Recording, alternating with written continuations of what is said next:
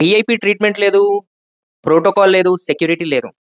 తిను మామూలుగా ట్రైన్‌లో ట్రావెల్ చేసి వారణాసికి వెళ్లి దర్శనం చేసుకుంది. అక్కడ ఒక యూట్యూబర్ తనని గుర్తించి తన వీడియోని పెట్టడం వల్ల వైరల్ అయింది ఈ వీడియో. అయితే అప్పటి వరకు ఉత్తరప్రదేశ్ ప్రభుత్వానికి తెలవనే తెలవదు ఆమె ఎవరని జెప్పేసి. ఆమె ఎవరంటే అందరికంటే పవర్‌ఫుల్ లీడర్ అయిన మన నరేంద్ర మోడీ గారి చెల్లెలు. బసంతిబెన్. చూసారా?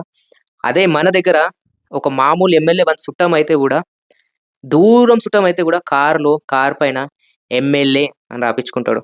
లేకపోతే ఆహ్, వాళ్ళకి సంబంధించిన ఆ కండువా వేసుకోవడము, అలాంటివి చేస్తూ ఉంటారు. రాపిస్తూ ఉంటారు.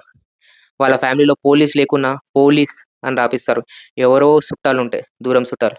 బట్ సొంత చెల్లెలు, ప్రైమ్ మినిస్టర్ సొంత చెల్లెలు అయ్యుండి గూడా మామూలుగా ట్రైన్‌లో ట్రావెల్ చేసి మరి వారణాసికి వెళ్లి దర్శనం చేసుకొని మళ్ళీ రిటర్న్ వచ్చింది.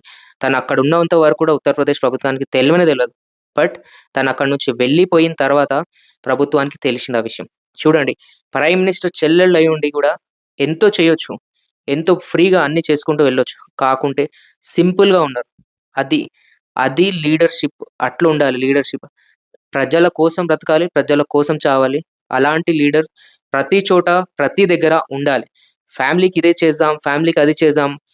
ఆ దూరం చుట్టం ఉంటే గూడా ఫోను జేసి, నాకు ఈ వీఐపీ దర్శనం గావాలి.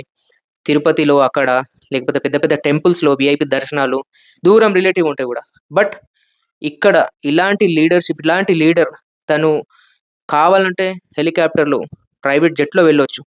కానీ వెళ్ళకుండా మామూలుగా ట్రైన్‌లో ట్రావెల్ చేసి వారణాసికి వెళ్ళింది. ఉత్తరప్రదేశ్ ప్రభుత్వానికి ఇంత ఇన్ఫర్మేషన్ కూడా తెలవదు. యూట్యూబ్‌లో పెట్టినందుకు అర్థమైంది.